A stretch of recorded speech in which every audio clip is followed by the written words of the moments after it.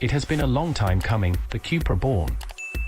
We first saw it as the Seat L Born concept, named after a particularly trendy neighborhood in Barcelona, way back in March 2019. So why the brand change? Well, if the Born had been a seat, it would have had to be slightly cheaper than an ID.3, as is the case with the Leon and the equivalent Golf, to attract customers. If you've sat in a lower spec ID.3 and poked around at some of the cheap plastics, though, you'll know that the Volkswagen has already been designed on a budget. It's all to do with battery costs and profit margins being much tighter for the so-called legacy manufacturers switching to EVs.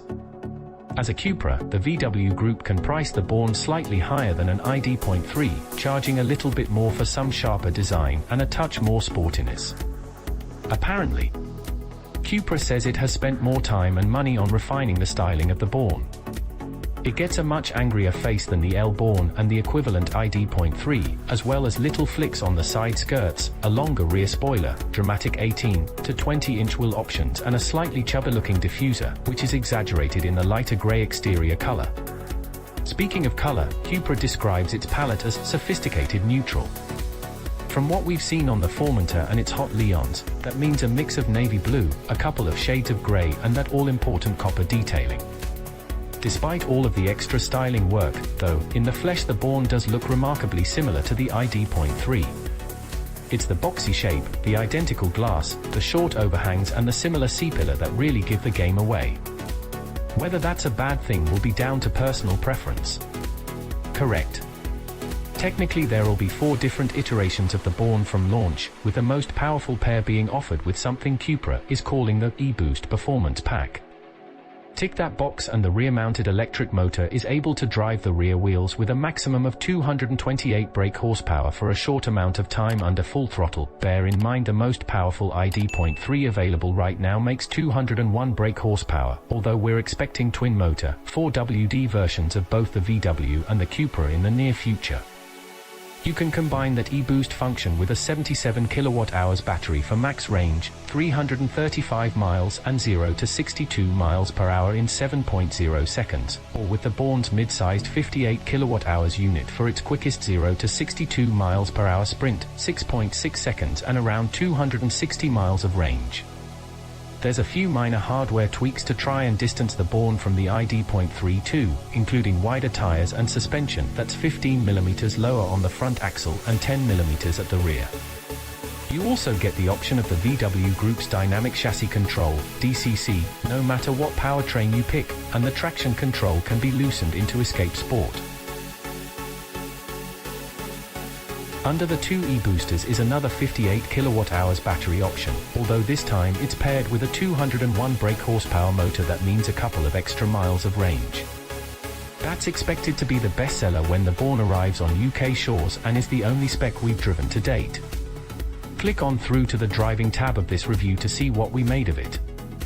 There'll also be a base spec version that's likely to start at just over £30,000 after the UK government's plug-in car grant has been applied.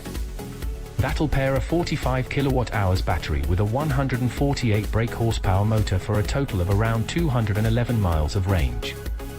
Not bad. We'll be able to properly put the Born up against an ID.3 and other rivals when we know the prices for each spec in the UK, but right now the Spanish contender seems like a very decent first EV from Cupra. That is as long as you aren't expecting an all-electric hot hatch. With a maximum output of 228 brake horsepower and even that only available for 30 seconds at a time, it's by no means a hardcore, performance version of the MEB skateboard setup. Think of it as an ID.3 alternative with a slightly plusher and more eco-friendly interior, lots of copper-colored detailing and a pointy snout, and you'll be much closer to the mark. We've only had the chance to drive a single version of the Born so far on smooth Spanish roads, but first impressions are good, although you'd need to be a real hot shoe that had just jumped out of an ID.3 to tell much of a difference between the Cupra and its German sibling. They are remarkably similar.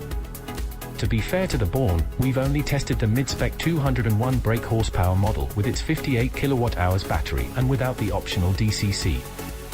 When lacking its party piece 30-second e-boost to call on, it's a long way from a hot hatch. There's no drama to the power delivery and no playfulness in twisty stuff.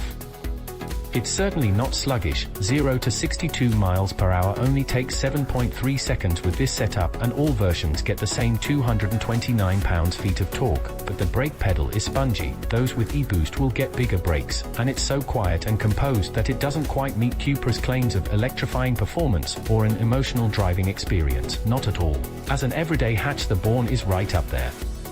The rear-wheel drive layout and low-mounted battery pack means it turns in sharply, gets a neat little turning circle, and limits body roll well.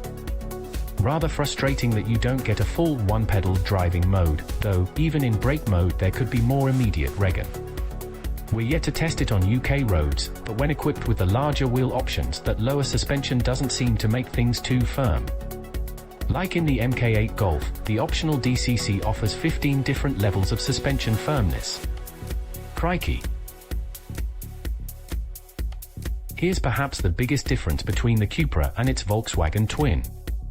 In pictures the two cabins look remarkably similar, and yes, the Cupra does get the same minimalist, but free layout, but the materials used feel much more premium. There are more soft-touch surfaces than scratchy plastics, and the funky little 3D patterns are everywhere you look.